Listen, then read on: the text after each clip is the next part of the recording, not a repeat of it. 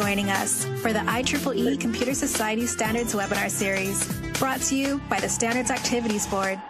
With over 225 standards that transform the way we live, work, and communicate, the IEEE Computer Society sets the standard for design automation, simulation, testing technologies, Ethernet and Wi-Fi, quality assurance processes, systems architecture, DevOps, and more. Standards deliver best practice processes for developing market-ready interoperating systems, products, and services. You can have an impact by joining one of the over 200 IEEE Computer Society Standards working groups. Participating in one of the working groups grants you access to information that reduces risks, increases proficiency, and shapes the future of the industry. Help determine what's next in computing technology. Learn more about our standard working groups at computer.org/standards.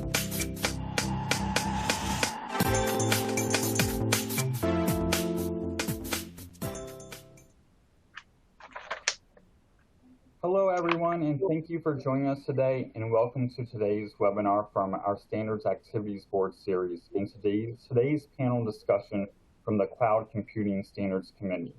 On the panel today, we have Steve Diamond, Dr. Robert Vaughn, and Joel Fleck. My name is Scott Levine, and I am the membership manager here at the IEEE Computer Society.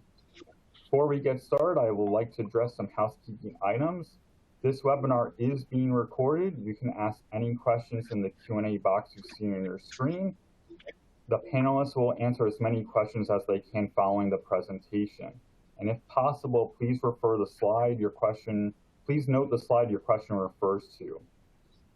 A copy of the slides and the recording of the webinar will be emailed to you tomorrow as well. Keep up with ongoing calls for participation and get involved with more standard activities boards. As part of this network, you have the opportunity to connect with professionals from all over the world. Expand your knowledge with the Computer Society Digital Library, which features over 190,000 papers and articles highlighting the latest in cloud computing research. Furthermore, you can grow with other professionals through various events such as technical communities, conferences, and student chapters. Information will be shared after the webinar, and you can always learn more at computer.org. Steve, thank you for being here today and as chair of the standards group for moderating today's panel.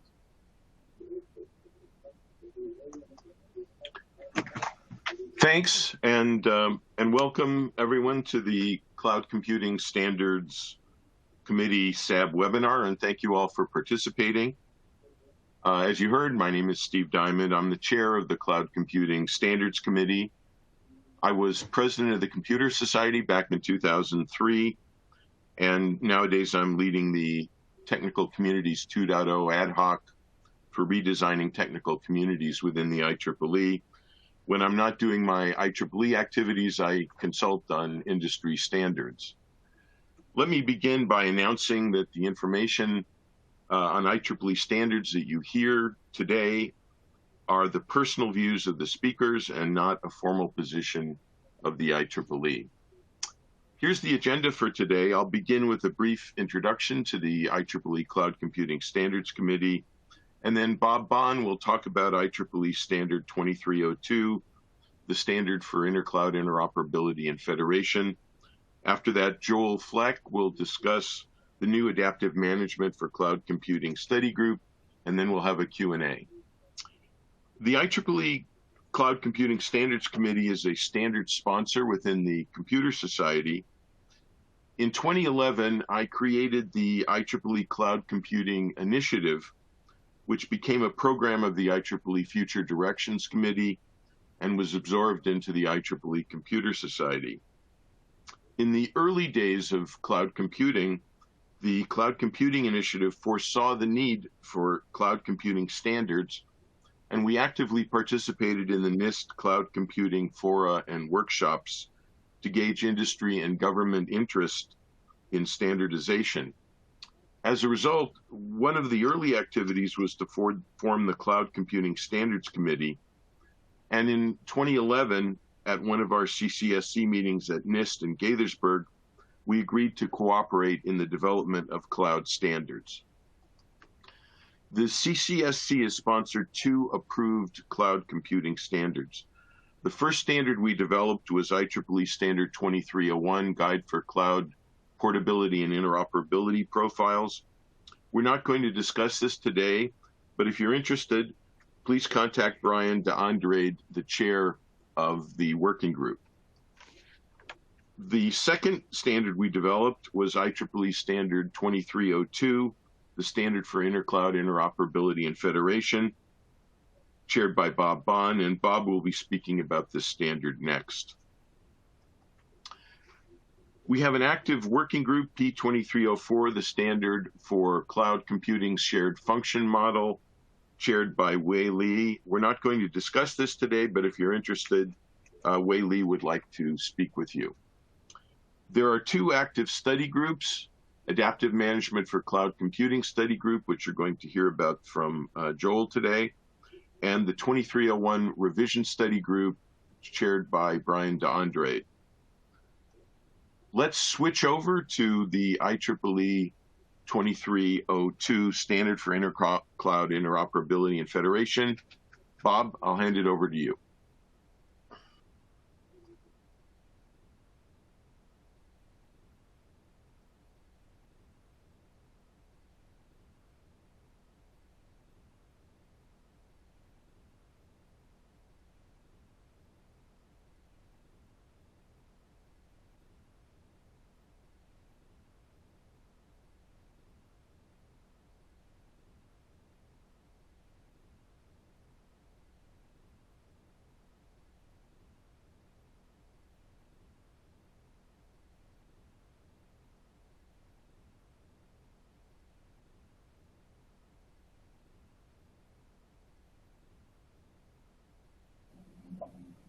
Bob, I think you're on mute. Thank you. Thank you. I hope everyone was able. Thank you, Scott. I hope everyone was able to hear my thanks for attending. But I'm going to go into the agenda now. So it's a 3-part agenda. The first part is to talk a little bit about the history of NIST and cloud computing, how we got involved, the work that we've done with the public in developing a technology roadmap, and the findings from that roadmap. The second part is to discuss the NIST IEEE collaboration that Steve had alluded to just earlier. So I'll describe what Cloud Federation is, how that roadmap enabled collaboration with the IEEE and the NIST Cloud Federation reference architecture. Finally, I'll conclude by talking about the IEEE 2302-2021 standards for interoperability and federation.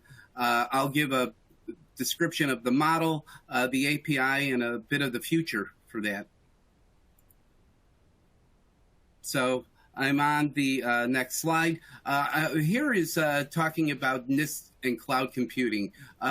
Back in 2010, NIST was asked to participate in high-level government talks with the White House, GSA, Department of Homeland Security, to discuss the future for the United States government and cloud computing.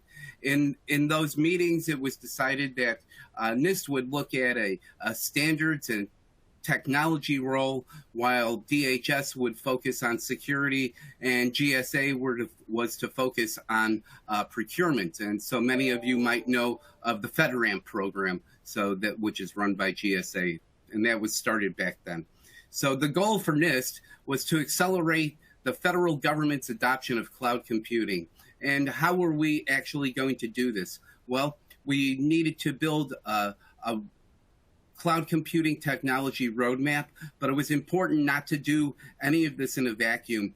We created many public working groups, so lots of people from the community, academia, industry, and other government agencies participated.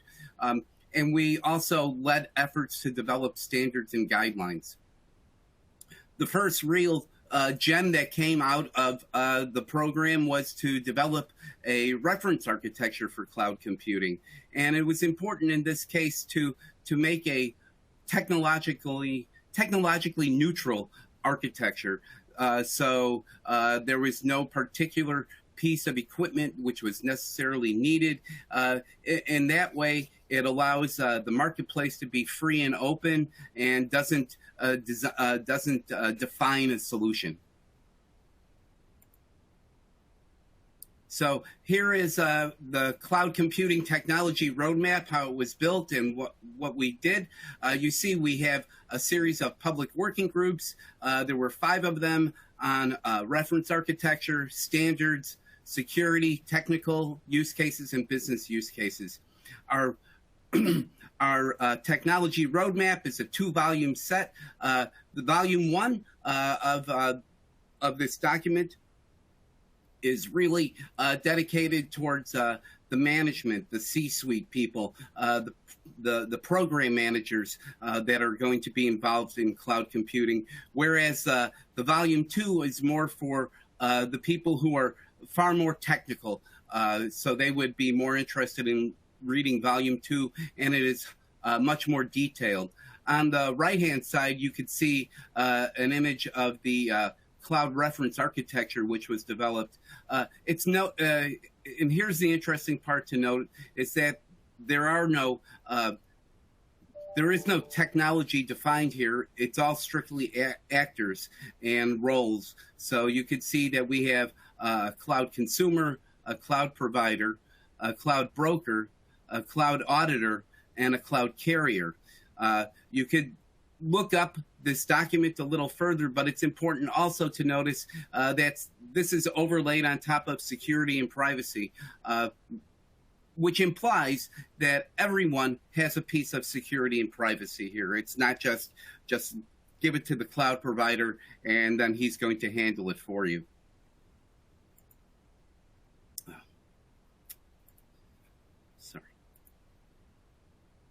So I'd like to point out the findings from the roadmap, and here they're enumerated 1 through 10. So you can see the first requirement from the roadmap is to get involved in international voluntary consensus-based standards. It's important to know that this talk I'll be focusing on requirement 5, which is the frameworks to support seamless implementation of federated community cloud environments. So what is federation overall? I mean, how does a user experience federation? So the vision here in cartoon form is, in a federation, I give you a one pane of glass access to all services in the federation. In this example, we can see the federation is composed of 4 organizations, A through D, and the user there, or member, can use any of these services and access their data based on their authorizations and based on their authorizations. Now, all the resource owners, A, B, C, and D, they can retain control over the discovery and, excuse me.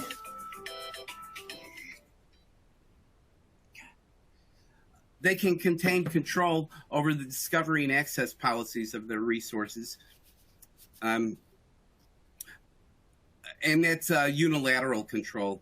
Finally, different user-friendly front ends are possible, like web portals or virtual desktops or even Jupyter notebooks. What's important to know, though, is that this user can get services from any of these organizations that all belong to the same federation. So before I continue, I'd like to just give a brief description of what authentication and authorization is in a standard compute environment. So normally we are a user, so how do we get to use a service from the service provider? The first thing that we would do is to have some type of identity credentials given to us from an identity provider in arrows 1 and 2. The next thing, that user is then going to request some service and will present those credentials to the provider. Arrows 4 and 5, the service provider will validate the user's credential with the identity provider in step 4. And finally, response from the identity provider will give the service provider the information to make an access decision. So, and then once he goes on, he can base the validity of the user's identity credential and associate roles or attributes with it as well. So that's what a normal system is. But now if we talk about federation, so the essence of federation is how does user A find and use services from service provider B? So that creates a few more questions. One, how can user A even find those services before they even go to use them? Next, how can the service provider manage his own discoverability? And lastly,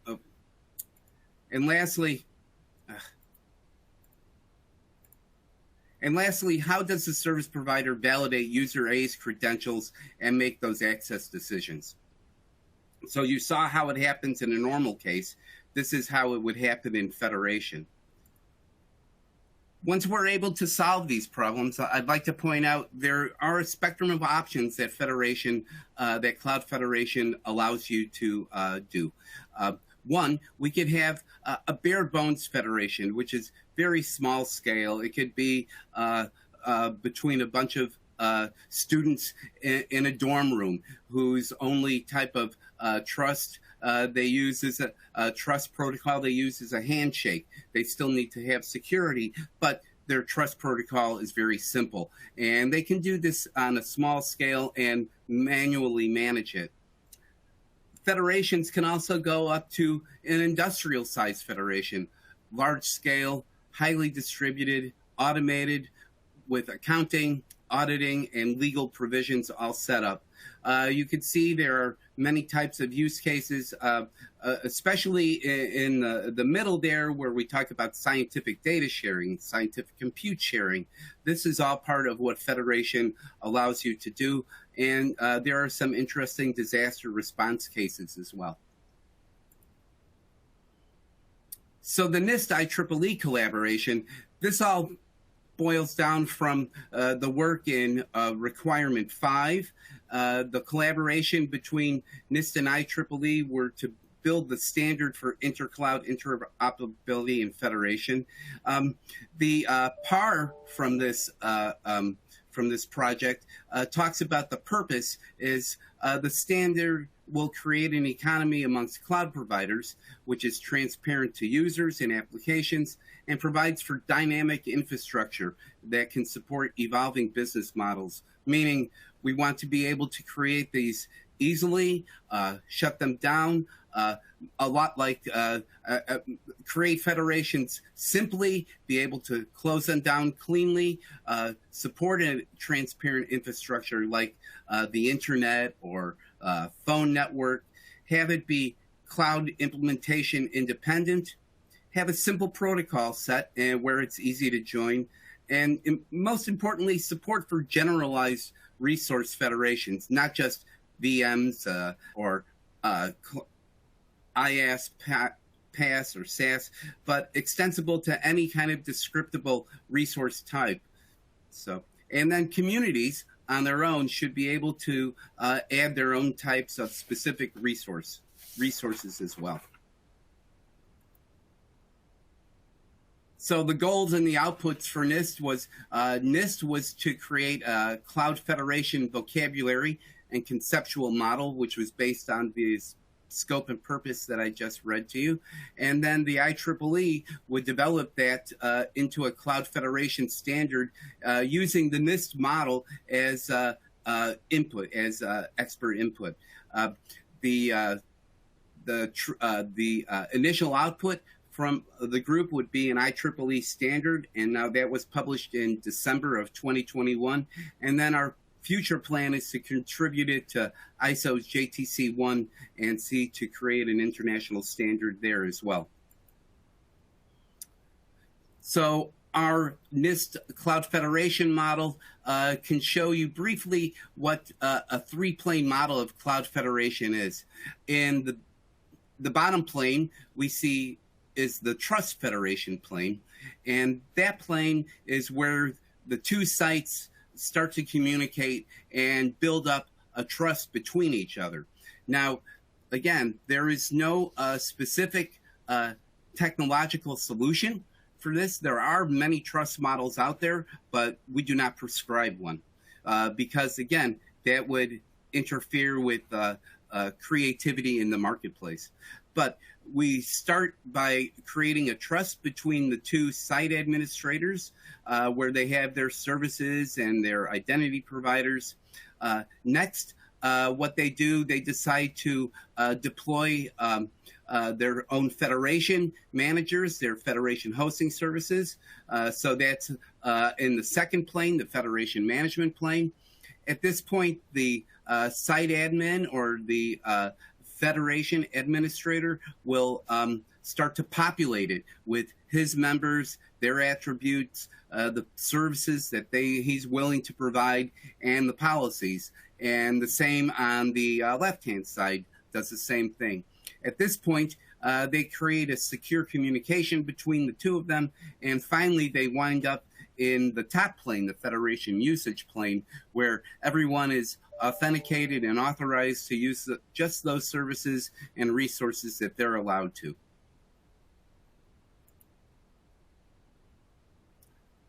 Specifically, the IEEE 2302 Federation Hosting Service model is described right here. And what this does is that this formalizes this model as a Federation hosting service and codifies an architectural approach and API for a Federation instance. So we see that there are three predefined roles in this model: Federation admin, service owner, and a member. There are three APIs that were created in this standard in Open API 3.0, Federation Hosting Service API, Member API, and a Federation Hosting Service to Federation Hosting Service API, which is where the real interoperability of cloud federation occurs. In the standard, it was identified there should be 4 federation capability levels. Level 1, a core. Level 2 will start to incorporate some accounting and billing and auditing. Level 3 is a little bit more involved. It starts to incorporate legal and compliance agreements. And finally, level 4 is where everything is fully automated. We understand that's a asymptotic point that at this point, we don't see everything being fully automated, but the more automation, the better.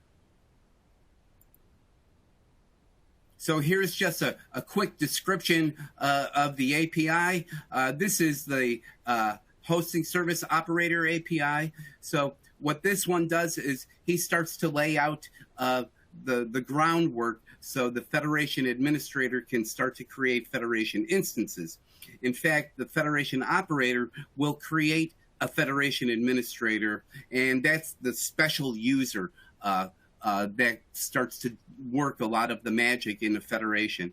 And in the bottom part, you could see the federation operator FHS to FHS part of the API, and that initiates establishment of secure communication with other FHSs. Here is the member FHS API. There are 9 sections here. What's important to point out is that the Fed admin, who can create and join federation instances, revoke federation memberships and roles, and manage the federation monitoring and back-end monitoring systems, that individual will really be using a lot of Section 2, the authorization, federation here in Section 4, where he's able to add members to a federation, and then finally in 8, the membership aspects. The normal federation member, like a user, would be able to use the rest of the API. Finally, there's that special part, the FHS to FHS API, and that does three simple things. It establishes secure communication with other Federation hosting services. It exchanges information on specific Federation instances, so everyone has the same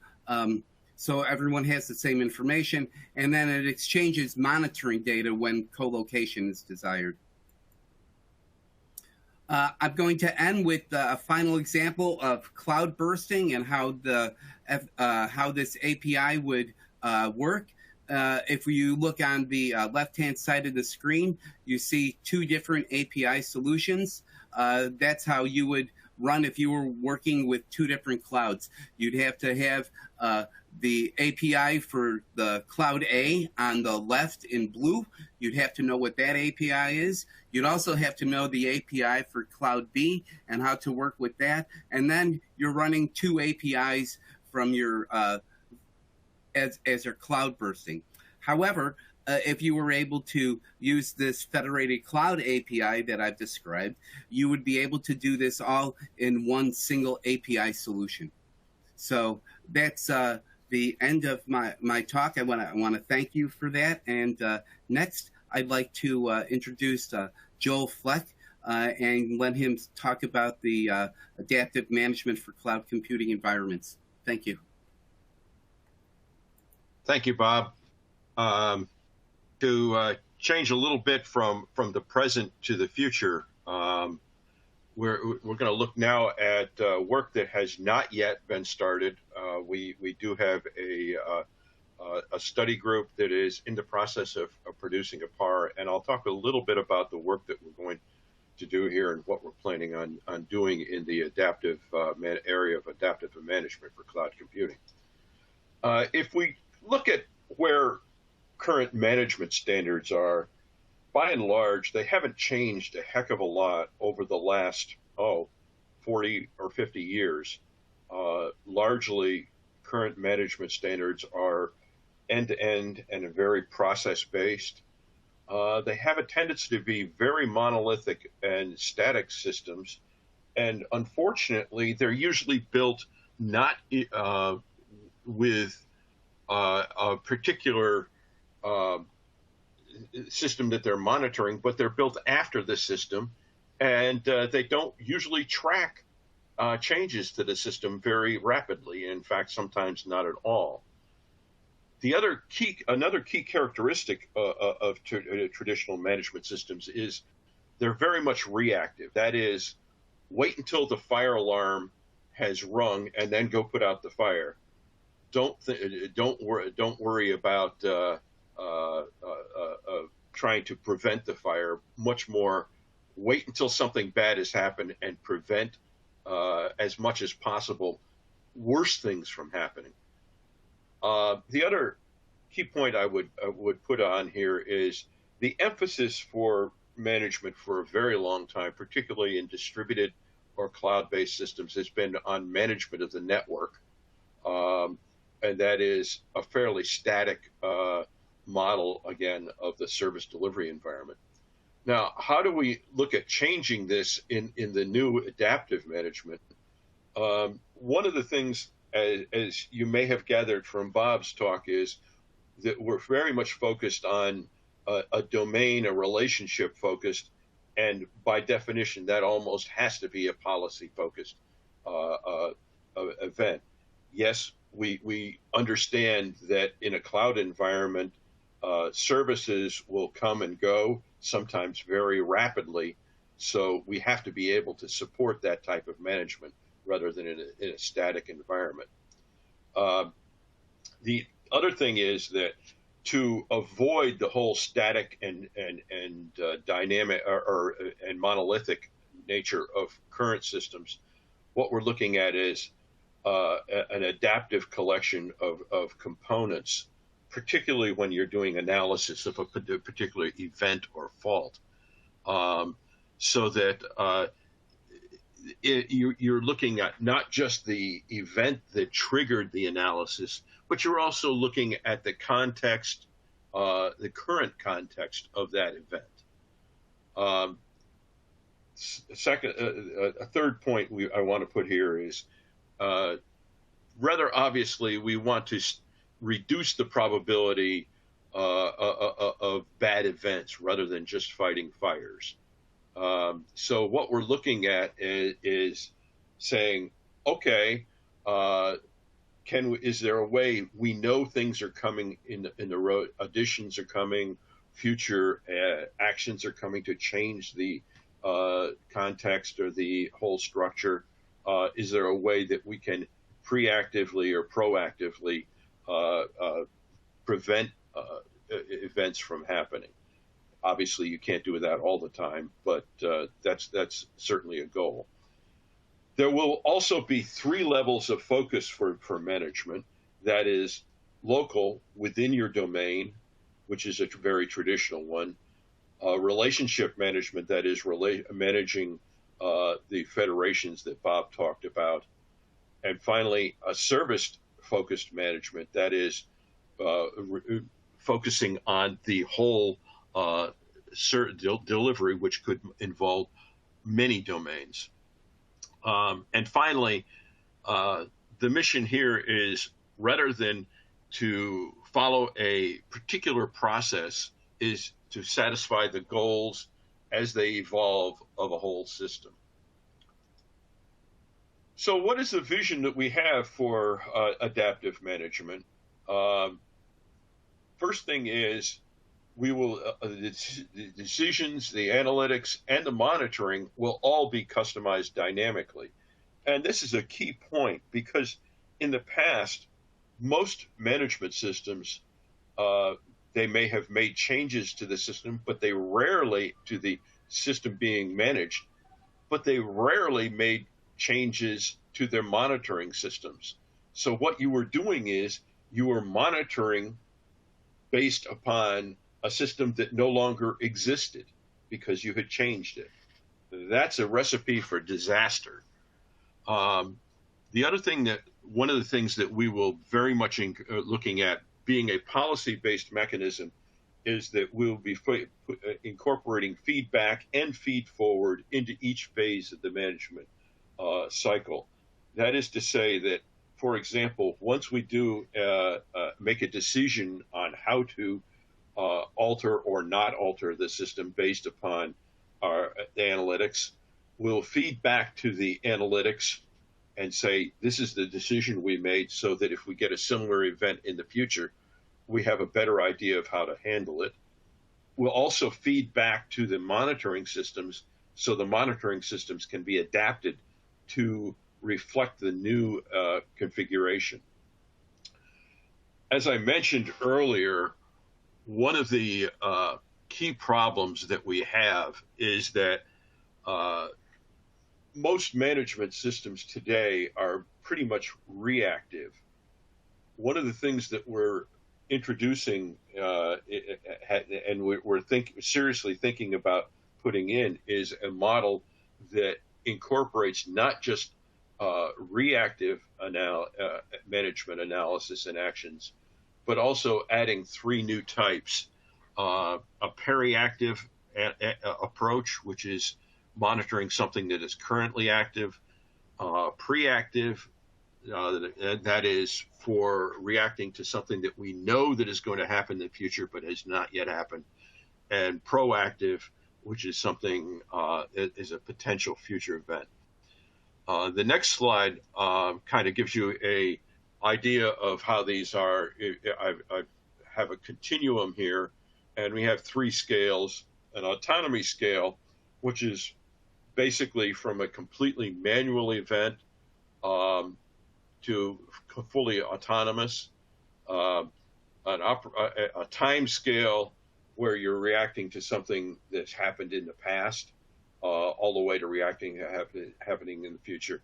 And a tactical scale or operation scale, which effectively is going from a tactical operation all the way to strategic operations. If we take those types of events that I had talked before, reactive is very much generally a manual, reacting to something that has already happened, and usually very much a tactical type of an action. we look at fixing something or reacting to something that is currently happening. And what we've done is we've moved up the autonomy scale. So now we can be a little more responsive in real time, and certainly moved up the operations scale to a little bit more strategic. Again, preactive, again, moving farther up and farther out into the strategic model. And finally, proactive, we would be certainly shaping the future. And this would be very much an opportunity for using machine learning, artificial intelligence, if you want, to try to predict and find and to prevent events, particularly bad events, from happening. So, what is the view that we're looking at and that we're incorporating into the PAR for the new working group? The first thing is that we're looking at management as a critical component of any service, not just something that comes after a service is developed or put together. It must be built with the service and reflect the service and be modified as the service is modified. The second thing is that management must start with the business goals of the customers and the providers, but includes all roles and their context, i.e., if you're not adapting to the business goals as they adapt of both the customers and providers, you're probably not providing and managing the service that your constituents want. To support the flexibility, I think, is the best, and adaptability of new networks and applications. The view is that policies and policy-based management will be a critical technology and not strictly an afterthought. And it's interesting here that this becomes almost a recursive flavor, because policies are then going to be needed to control policies. So we have policies are going to play a very, very critical role. And another interesting point here is that certainly as we get into managing cloud services and applications, the view is that they will become more and more distributed, both geographically and by provider. Semantics are going to be a critical role, because, as we all know, there is no one standard for semantics, that they are very much are all over the place. Flexibility obviously is essential. And the whole idea of what is the current, and I do mean current context, not just the one that was envisioned when the management system is designed, that is desperately needed, and we need to be able to reflect that, not just in the monitoring or the analytics, but also obviously in any decisions that are made and any actions that are taken as a result of the decisions. And finally, again, getting back to Bob's talk, we need to not just manage the domains, but we certainly need to manage the space between the domains. So as we're managing things, we need to manage the federations very closely and in synchrony with the management of the domains, so that if a federation changes, we also understand how that will affect management for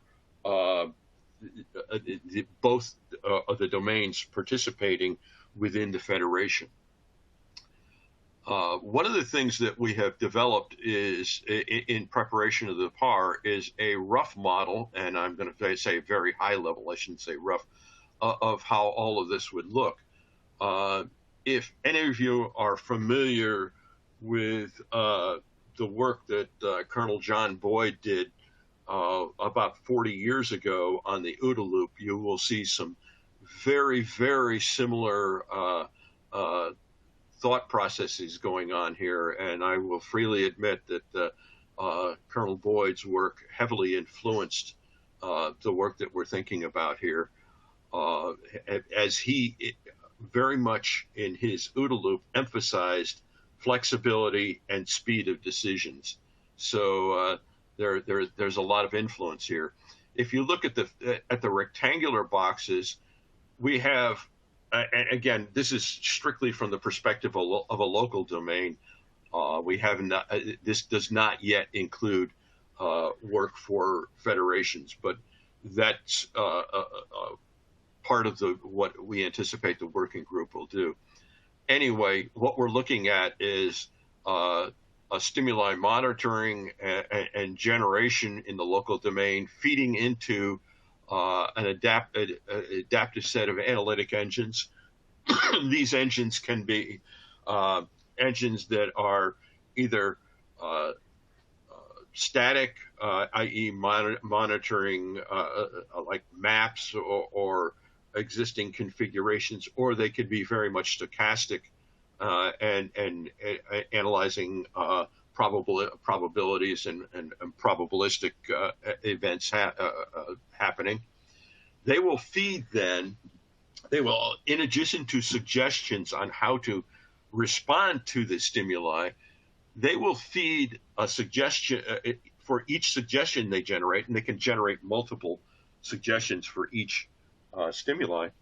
They will also feed, in addition to the suggestion, a metric on that suggestion, i.e. things like cost.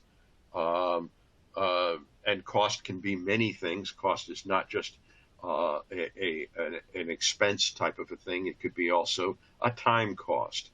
It could be also an impact cost on the providers, or an impact cost on the user. So they will feed that into decision management, which will then select a particular decision for implementation. All of the information is, as you can see, there's a feedback and a feed forward loop in each within the outer loop, and all the information is also stored, excuse me, in a local knowledge base.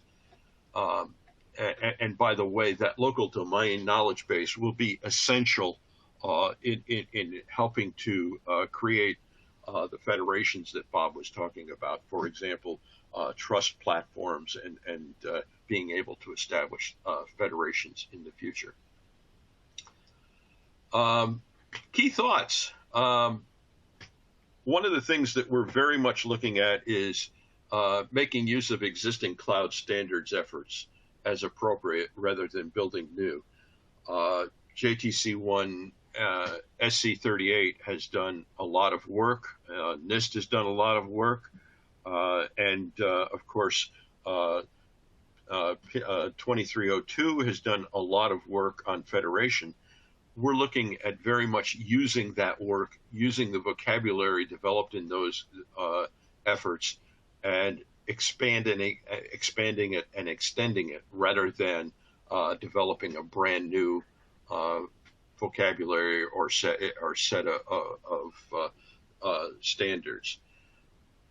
Obviously, with the dynamic and flexible nature of cloud computing, we very much view that management must be able to support those environments and applications, and also and move away from the fairly static process-driven style of management into much more a dynamic, rapidly responding policy-driven style.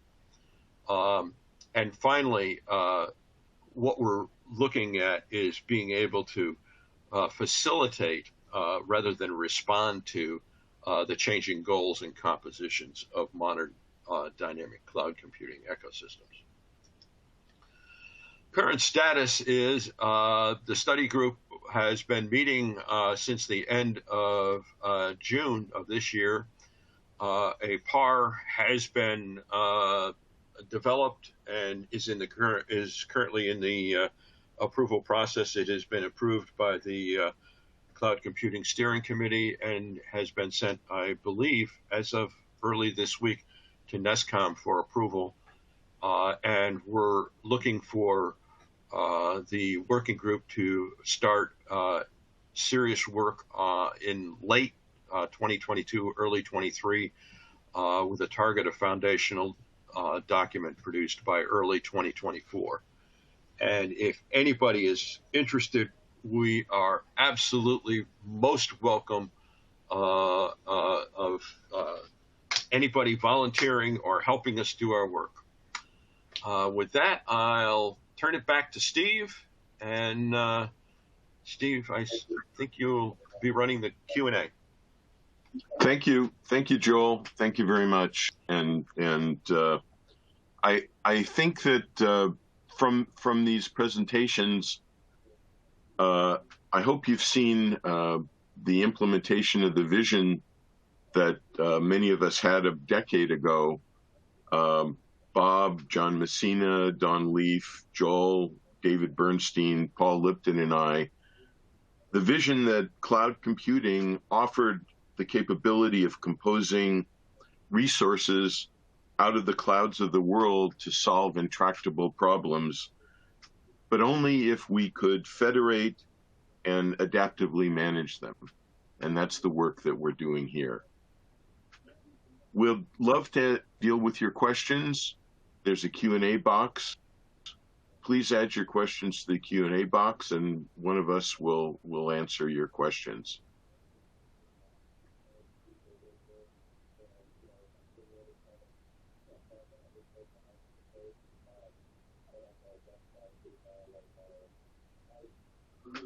Well, let me ask a question.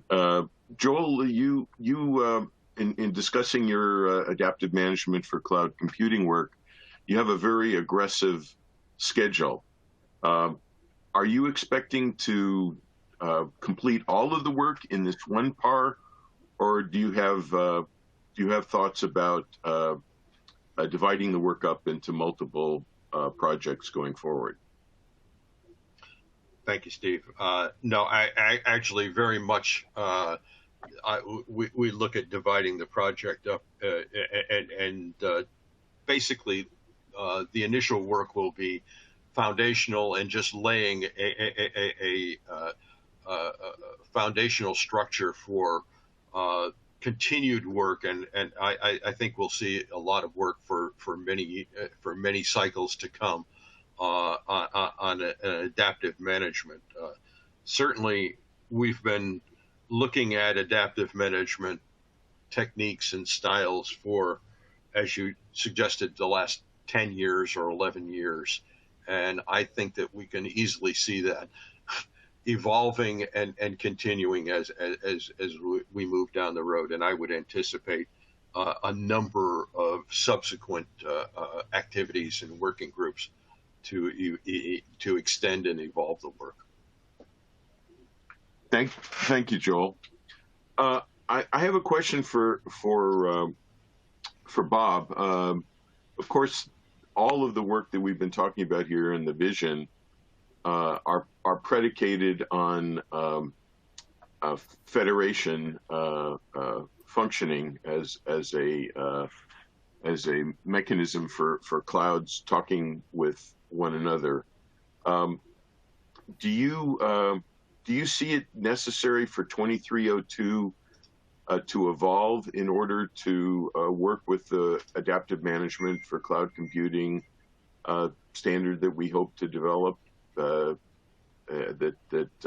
Joel's been talking about? Yes, sir, Steve. Right now, all we have is just a very basic core for the Cloud Federation produced in the standard. Some of the stuff that Joel is talking about regarding management, that only occurs in later and greater levels of the P2302, for which no API is currently there. So my suggestion is, if people are interested, you could always get a copy of the standard, get a copy of the API, try to implement something in a simple form. Maybe you want to expand your API to include stuff, material in levels 2, 3, 4, but otherwise we could always begin, to expand that within the IEEE itself. Thank you. Okay, well, we have a lot of questions. Let's see. One of them is, are there any plans to work toward the definition of supercloud? It seems like this is building towards that direction. Bob, that sounds like a question for you. Well, I don't want to define any new words here, Steve, but I do see what we've created in the 2302 is a very small, almost atomic type system of cloud-to-cloud interaction. If I didn't get a chance to really explain, but there are different topologies that are also in the 2302 standard. And once you take some of those simple topologies and start to add them together, then it almost seems like it's almost limitless. So I guess you could call that a super cloud in some regard. But yeah, what we've done is just make the basic pieces for a super cloud, and then you can build them together.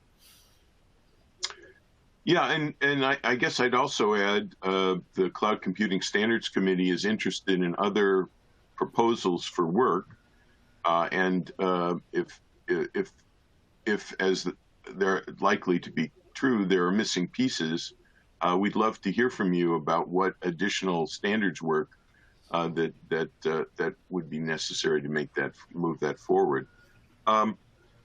We have a question about from Don Shepard. Is there an expectation of alignment between ITIL, ITSM, and adaptive management? Joel? I would anticipate that I don't know about alignment, but I certainly would expect that we will draw upon any resources and any capabilities that we can find. I do not anticipate that we do not want to recreate things. We would much rather borrow and extend and modify things. Having competing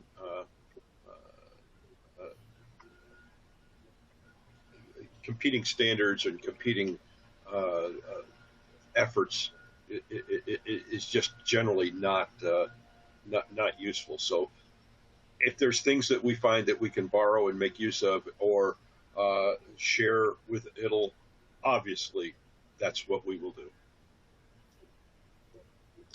Thank you. So the slides will be made available, Don, and this will be sent out after the meeting. Question from Don, another question, has the IEEE adopted the NIST CCRA? Let me let Bob handle that vis-a-vis 2302.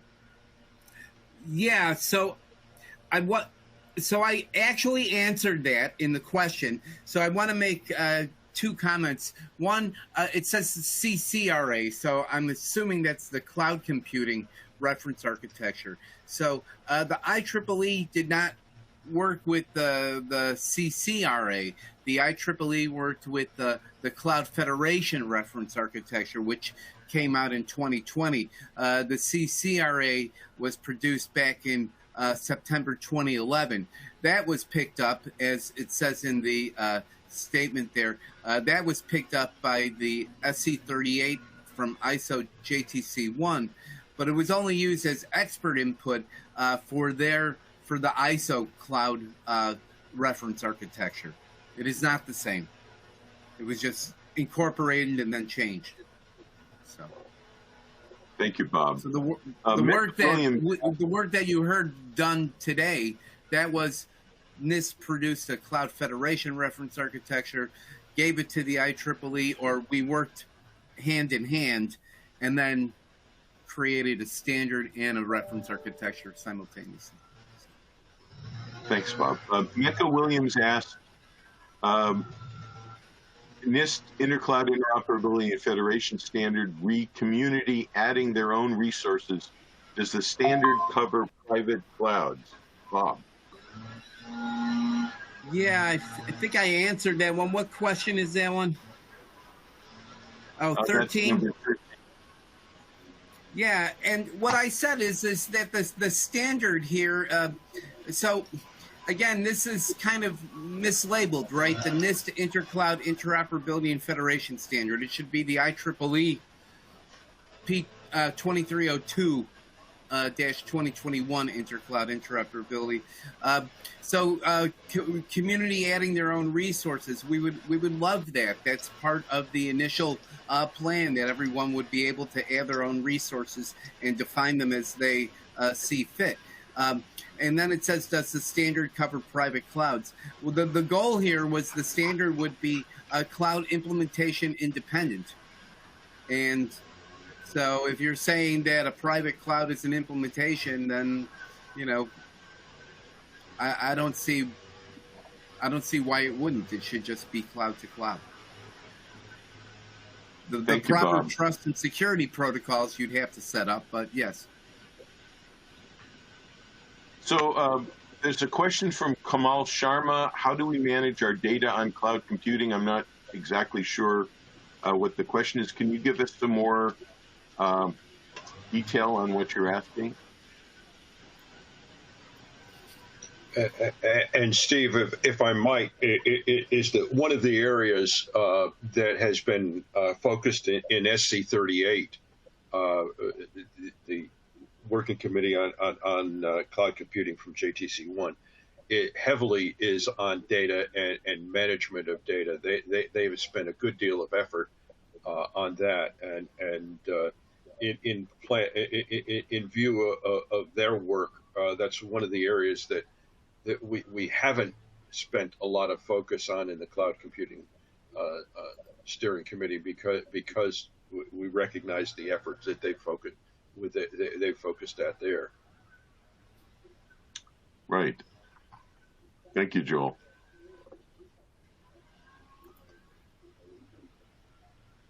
All right. Well, I believe we're at the end of our time quantum. I'll hand the baton back to Scott, but I want to thank my panel, Bob Bond and Joel Fleck, for their work on this fascinating area of Cloud Federation and the adaptive management thereof. We'd love to have you all participate, and thank you for the work that you've done, Bob and Joel, and back to you, Scott, for closing. All right, thank you, Steve, and thank you, Bob and Joel, and thank you, everyone, for that lively Q&A. A quick programming note, the computer site has 4 additional webinars upcoming the next few weeks. The next one in this series will be October 26th at 11 a.m. by Eric Hibbard, who is the chair of the IEEE Cybersecurity and Privacy Standards Committee, with a webinar titled Storage Sanitization, Eradicating Data in an Eco-Friendly Way. Our Build Your Career webinar series will have 2 webinars over the next 4 to 5 weeks. The first one is next week on September 20th, covering project management, and the second one will be a month later on October 20th on how to become promotable. Lastly, our Distinguished Lecturer Series will host a talk on October 27th titled Facilitating Security and Trust Among Multiple Parties Through Blockchain Techniques. Again, I'd like to thank Steve, Bob, and Joel for joining us today, and all of you for attending. Thank you again, and have a great rest of your day.